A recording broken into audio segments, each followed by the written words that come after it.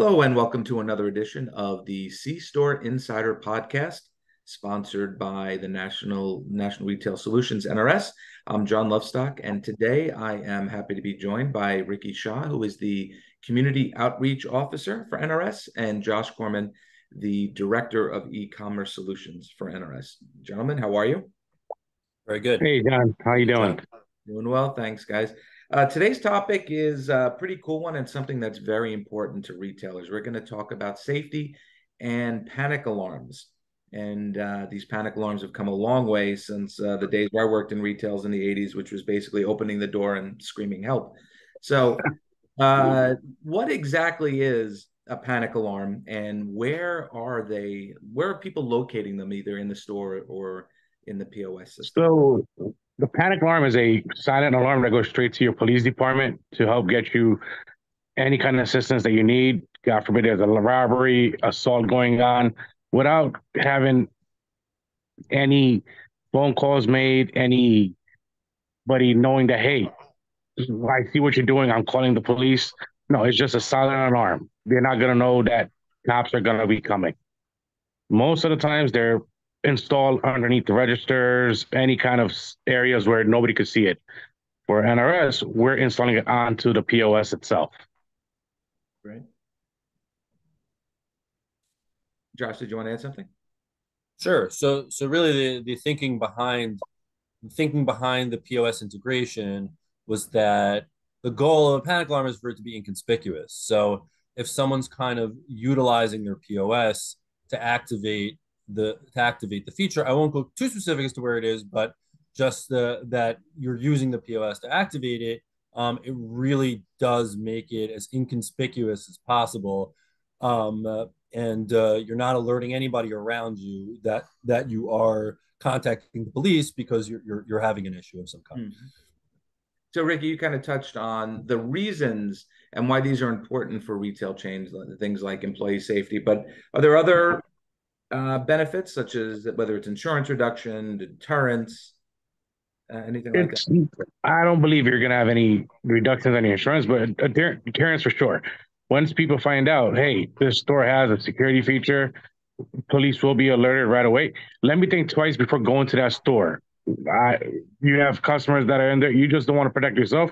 You want to protect your customers.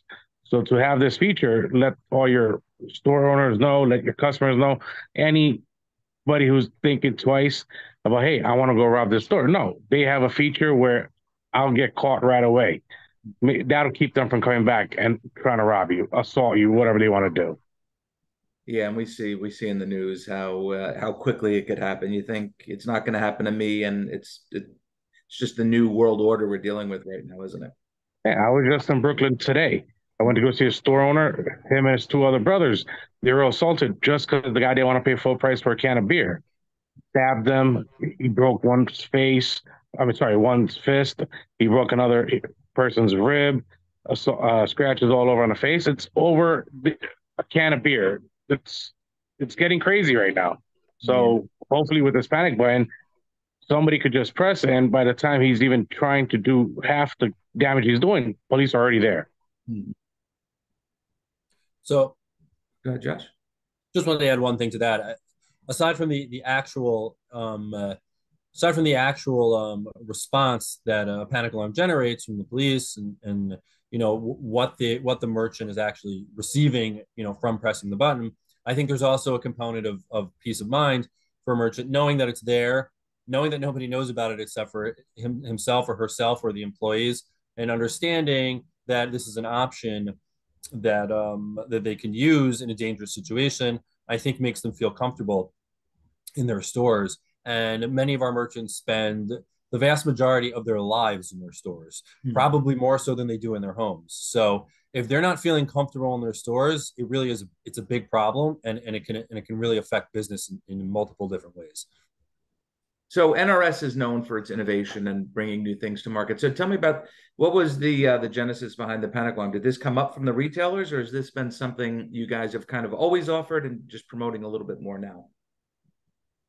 Sure. So it definitely wasn't something we always offered. It was a feature we developed probably a little over a year ago, and until relatively recently, we've really started selling it and explaining to merchants what its value is, and how they can leverage NRS not just for their organizational components such as a POS or pay, but how they can leverage us also for their safety. So it's relatively new, and it was kind of a combination of seeing what our merchants are going through and understanding the climate, and also understanding that security in general is something that small business owners are always thinking about. So it was kind of a combination of factors that led us to create this feature, and we really hope to see adoption because we want these stores to feel safe and to be safe.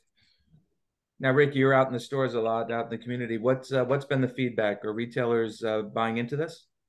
Retailers are happy. They want to find a way where they could be protected in a safer way. You're getting robbed. You get a phone call. The guy's gonna see you. He's gonna try to kill you on the spot so he doesn't get caught. This is something where all store owners that I've come across with love it. It's hidden. It's safer. So all retailers have honestly been very what's the word? Very opportunistic about it. Yeah, and like you said, with New York, the city, New Jersey, just all over nationally, the big C-store chains in the Midwest, it's just an ongoing epidemic that there's not a lot of great solutions out there for retailers to kind of fight back. So this definitely seems like one of them. Yes. And I can tell you that since we really started talking about it, especially visiting stores. Ricky does a great job visiting stores and talking to merchants about what's going on. Over the last month and change, we've seen a pretty big increase in adoption. We had about three people on board a month and change ago, and we have a little over 50 now. So we're definitely seeing people being interested in it, understanding its value, and hopefully using it when they need to. Sure. Now, a panic alarm is part of really what should be a broader scope of security measures. So, what else, in addition to panic alarms, what other security features do you think retailers should be using to stay safe? Sorry, Don. So we actually offer now something now that's included in one of our packages. It's a basically a camera integration, and it's a text overlay, basically pulling transaction data when a transaction occurs and putting it on overlaid on the video. So you can identify if something happens, you can identify exactly when it was, who was the customer, what did they buy, so it's a great tracking tool for many of our merchants. So we actually have that now. We have that integration. But I would like to talk just for a minute about moving forward, kind of what we're offering. We have a partner in the panic alarm feature who basically is called a license installer. He's a great partner. His name's Tom, and he assists us a lot with the setup and communicating with the call center that takes in the signals from the panic alarm and ultimately contacts the police. So he's an excellent partner, and we're talking with him now to potentially expand some of our offering, moving into some AI solutions, allowing our customers to identify potentially dangerous people, allowing them to track theft, and really get a handle, really be proactive in getting a handle on what is happening in their store and what could they do to prevent these things. So we're really trying to hopefully put a security package together to make this panic alarm feature and the things that come along with it a lot more robust. I see the AI component is really cool. When I was editor of a magazine called Convenience Store Decisions, we partnered with a company called Spark Cognition, an AI firm, and their solution could track literally thousands of facial features, license plate numbers, markers, identification markers. Right. So they could potentially, long before the customer even gets out of their car, you could recognize their license plate. Or they get out of the car, you could recognize their facial feature and say this person is a known threat, or this person did this person did that. That's a game changer on the security side for retail. I absolutely agree, and that's I'm glad you brought that up. And for us, it's really about creating a robust package, also at a price point that the merchants can obviously afford. So that's basically what we do here at NRS: create really great, robust features, products, and we really work hard to negotiate to get the price point that our customers need. So we want them to have these features because we know they'll be useful, and we're really working hard to get it to a place where they're able to afford it and really use it every day. And that's a good part. Believe these cameras are multi-purpose cameras. You can use your existing cameras on the AI solution. Absolutely. Yeah, which is great. All right. So anything new that you will be adding, Josh? Do you want to touch up on anything else that may be rolling out? So we're still in the early stages of kind of developing what we want to add. We're talking to a variety of different companies who offer AI solutions and other type of anti-theft tracking. And there's so much in the security world that I myself am just learning about now.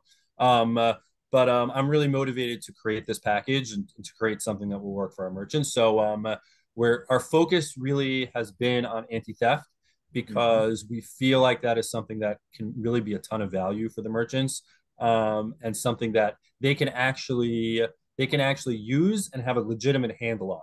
So we want them to feel like they have control of that issue, especially that's also a rampant issue, especially where I'm from in the New York area. So that's kind of been our focus, and then also layering in that AI to create that sense of security and protection and being able to identify threats, like you were saying, before they actually become a legitimate issue.